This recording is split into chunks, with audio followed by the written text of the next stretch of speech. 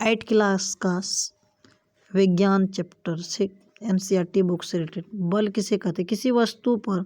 किसी वस्तु पर लगने वाले धक्के, अभिकर्षण या खिंचाव को अवकर्षण को हम बल कहते हैं।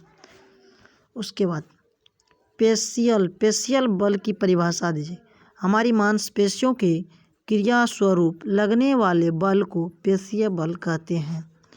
बल कितने प्रकार के होते हैं? बल 2 प्रकार के होते हैं, संपर्क बल और संपर्क बल।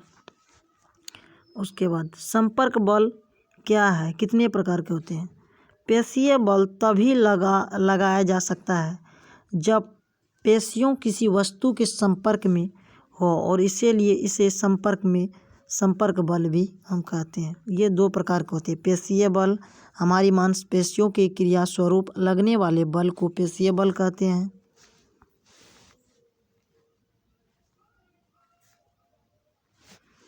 और घर्षण बल, ऐसा बल जो गति की विपरीत दिशा में कार्य कर रहा है और उसकी गति कम कर रहा है, उसे घर्षण बल कहते हैं। उसके बाद घर्षण बल को संपर्क बल क्यों कहते हैं? घर्षण बल को संपर्क बल इसलिए कहते हैं क्योंकि यह 2 सतहों के बीच संपर्क के कारण उत्पन्न होता है, उसे हम घर्षण बल कहते हैं। और संपर्क बल किसे कहते हैं? यह कितने प्रकार के होते हैं? वह बल जो किसी वस्तु के संपर्क में आए बिना ही वस्तु बल का अनुभव कर सके, असंपर्क बल कहलाते हैं। वह बल जो किसी वस्तु के संपर्क में नहीं आ सके और अनुभव कर रहे हैं, उसे हम असंपर्क बल कहते हैं। ये 2 प्रकार का असंपर्क बल 2 प्रकार के होते हैं, स्थिर वैद्युत चुंबकीय बल। उसके बाद एक आवेशित वस्तु द्वारा किसी दूसरे आवेशित अथवा अनावेशित वस्तुओं पर लगाया गया बल स्थिर वैद्युतिक बल कहलाता है। दूसरा गुरुत्वीय बल, प्रत्येक वस्तु एक दूसरे को आकर्षित करती है और अपनी ओर खींचती है, और इस प्रकार वस्तु पर लगने वाले बल को गुरुत्वीय बल कहते हैं।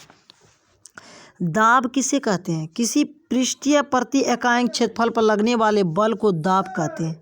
दाब किसे कहते हैं? किसी पृष्ठ के प्रति इकाई क्षेत्रफल पर लगने वाले बल को दाब कहते हैं। कंधे पर लटकाने वाले थैला में चौड़ी पट्टी क्यों लगाई जाती है? कंधे पर लटकाने वाले थैले में चौड़ी पट्टी दाब को कम करता है, और पट्टी जितना पतली होगी दाब नियमानुसार दाब बढ़ेगा, क्योंकि प्रति इकाई क्षेत्रफल पर कम हो जाता है दाब।